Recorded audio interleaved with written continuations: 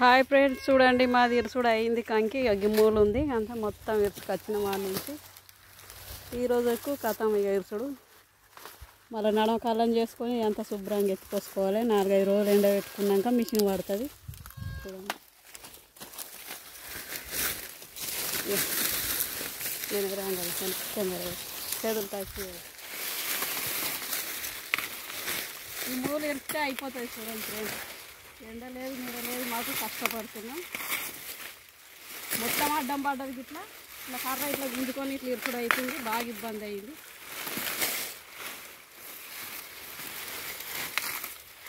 ఇలా అయిపోతుందో లేదా అనుకున్నా కానీ అయిపోతుంది.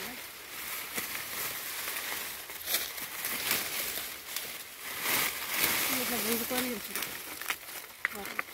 ఉండరా ఆఫ్ చేసి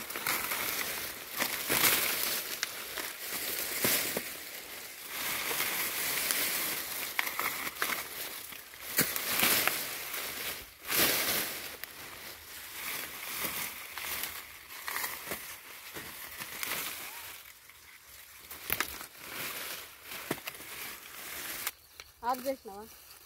చేసి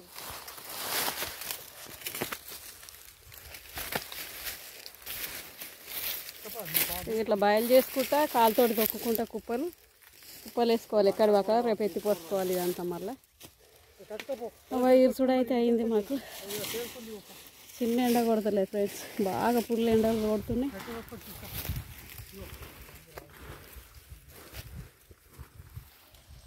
చేతులు చూడండి ఎట్లు ఉబ్బినాయో, ఎర్ర పడ్డాయి.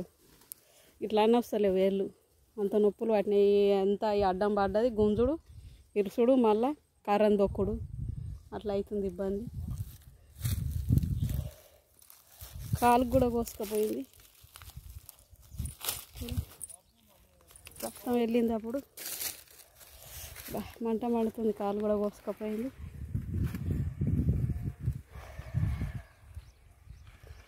ఇంత కట్టపడితే అయిపోతుంది. ఇక మధ్యాహ్నం పోయినా ఇట్లా కొంచెం గడుకొని పండుకుందాం అనకల్లా జ్వరం వచ్చింది. టాబ్లెట్ వేసుకొని పండుకున్నాం. మళ్ళీ జ్వరం వచ్చినట్లు అయింది నొప్పులకు అంతా.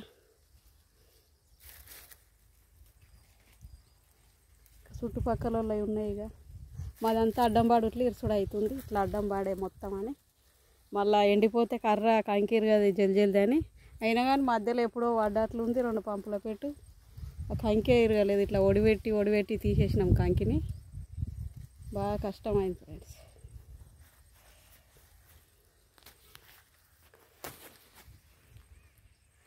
చూసిర్రా ఫ్రెండ్స్, ఇరుసుడు అయితే అయిపోయింది. ఇక గీని ఇరిచేస్తే అయిపోతుంది. ఇక అమ్మాయి దీంతో పెద్ద టెన్షన్ ఉండే నాకు.